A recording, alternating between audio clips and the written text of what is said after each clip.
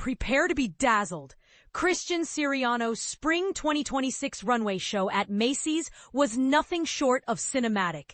For anyone eager to catch a glimpse of the high-octane Fashion Week chaos, this was the kind of dramatic showcase that turned a regular day in Midtown into an unforgettable spectacle. The excitement was palpable, and for a moment, Macy's on 34th Street felt like the epicenter of New York's creative energy. But here's where the story takes an unexpected twist. The highly anticipated outdoor show was shifted indoors at the last minute, a classic example of New York's unpredictability when it comes to big public events. How did Siriano react? In his usual upbeat fashion, he declared it was exactly what he'd hoped for and seized the opportunity to craft a different kind of magic. Instead of a citywide parade, Siriano opted for an intimate, salon-inspired extravaganza. Imagine plush, bone-colored carpeting blanketing Macy's lower accessories floor and cascades of white hydrangeas climbing up to meet shimmering drapes. He wanted guests to feel like they'd wandered into a whimsical dreamscape, if only for 20 minutes. This attention to ambiance is what makes department stores like Macy's so enchanting.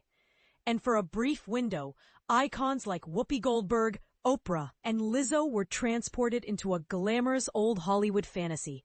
Think Marlene Dietrich elegance filtered through Siriano's signature 80s glam perspective. Right from the start, model Coco Roca stole the show, channeling a bold Barbie-inspired persona with a spectacular saucer hat and a sharply tailored suit, bursting with clashing stripes against playful polka dots. And this is the part most people miss. Those over-the-top polka dots are shaping up as a standout trend across New York's runways. Siriano leaned into the drama, with velvet dots exploding into massive loofah-like poufs on everything, from sleeves to skirts, offering a playful challenge to traditional fashion norms. As he quipped, "It's a lot of shapes." For those who crave red carpet finesse, Siriano delivered with figure-skimming gowns crafted from shimmering lace and metallic silk, spotlighting a white chiffon masterpiece adorned with crystals along its boned bodice. Not to be outdone, men's fashion got just as much attention. A tuxedo jacket, complete with corset details and floor-skinning tails, stood out as a daring nod to blending masculine and feminine aesthetics. But this next detail might stir debate. To mark I.N.C's 40th anniversary, Siriano deconstructed their staple black blazer, reassembling it with oversized shoelaces, turning tradition on its head. Ava Claire modeled the result, which is set to be auctioned with proceeds benefiting the CFDA. Is reimagining a timeless classic always a good idea? Some fashion fans will surely weigh in. The show's partnerships raised eyebrows too.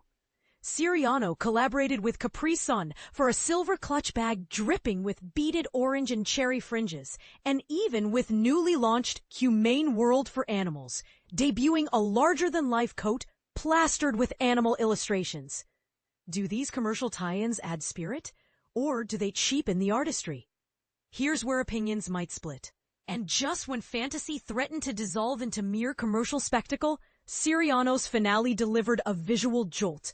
Flashes of teal, lavender, and hot pink lit up the runway after 51 monochrome looks, as if someone flipped the switch from classic black and white to Technicolor. In Siriano's words, "The whole thing ends as if somebody turned on the color." So, what do you think? Is blending high fashion with pop culture gimmicks the future of runway, or does it distract from true artistic vision? Did Siriano's subversive spin on iconic pieces leave you inspired, or do you prefer tradition untouched? Boldly share your opinions below. Let the debate begin.